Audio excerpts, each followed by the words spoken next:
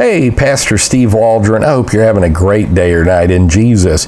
Today we're going to do a kind of a brief comparison of the Smith & Jones Preacher's Bible, which may be the finest quality Bible ever produced anywhere, and the KJV store Notetakers Bible. And we're just going to look at the differences, the similarities, and if you're going to spend your money on one and maybe make it not necessarily even a lifetime Bible, but maybe a 10-year Bible for sure, which are they both going to hold up? Are they both going to be there for you? So let's get started. Thanks for being here. Do check out our other videos, share, put it on social media, and let's go ahead.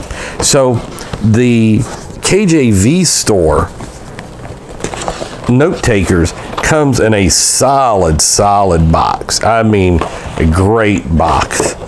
And it's very understated, but I like it even better than an Allen box, an R.L. Allen box.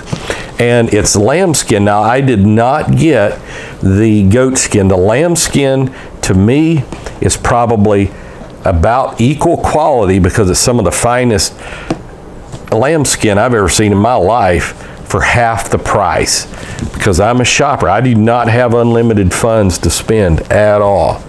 Now, the Smith & Jones Bible comes in a clamshell. It comes with some extra bells and whistles like velvet, felt, all this kind of stuff. And I mean, because you're looking, it may be the finest Bible ever printed as far as quality goes. So the first thing you're going to notice is one's got 2 ribbon markers, one's got 3.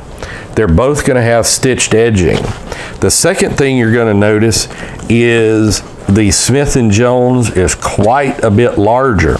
And some of that is because it's got a full yap instead of a partial yap as far as the overhang of the Bible.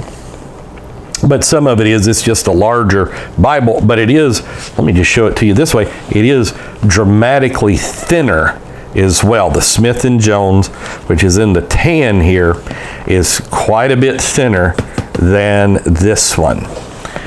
And so the ribbon markers, another huge difference, thin ribbon markers, of which you have 2. My personal favorite is thick, wide ribbon markers, of which there are 3, blue. They're both going to have raised Bible edges, and so that's going to be similar. The lambskin is going to have gilt edging, but not art gilt edging. And this is going to be real 22 karat gold, gold over the salmon red, which is classic. Now, I think as you open them up, they're both going to have the translators to the reader, which is an excellent thing. I read it constantly. This also has inconsistent gold edging. The KJV Notetakers, whereas this doesn't. Now, as far as print size, here's some things. The print size is actually bigger on the KJV Notetakers. It just is. Now, there's maybe a couple, some people would look at this as negative, some wouldn't. It's single column, which means your lines are longer. Now, they've determined in reading studies that the optimum length of a line before you switch is 22 to 24 letters. So this is, since it's single column, it's going to be more than that. But then it's going to have these inches on each side to be able to write in. Whereas this is just the Schofield Reference Bible with the references taken out, the notes taken out, and the center column reference widened. Now, so it's going to be smaller print, a larger Bible, but dramatically thinner Bible as well. I'm not sure. The Smith Jones is going to be inconsistent in the amount of room to write on each page, because it's just the Schofield notes taken out, I'm sure, by computer, and the center column expanded. Now, smaller print as well. But now what else it is, the Schofield reference initially came out in 1909, redone in 1917, then again 1945, 1967, on and on. 1983, I think, was another one. And it's from 1900 to 1950, Cambridge, Ear and Spottiswoode, Oxford, Collins, Clear Type Press, Long Primer, they came out with some of they even called it like the blackface in a certain sense, black on white printing that is absolutely exquisite and easy to read. So even though the KJV store Bible has bigger print, it may not be as easy to read. I can read this one very well. Now, another thing you quickly notice in that the Smith & Jones, costing about 3 times more than the KJV store, they search the world not only for the finest leathers, but for the finest paper. And this very well could be the finest Bible paper I have ever felt in my life.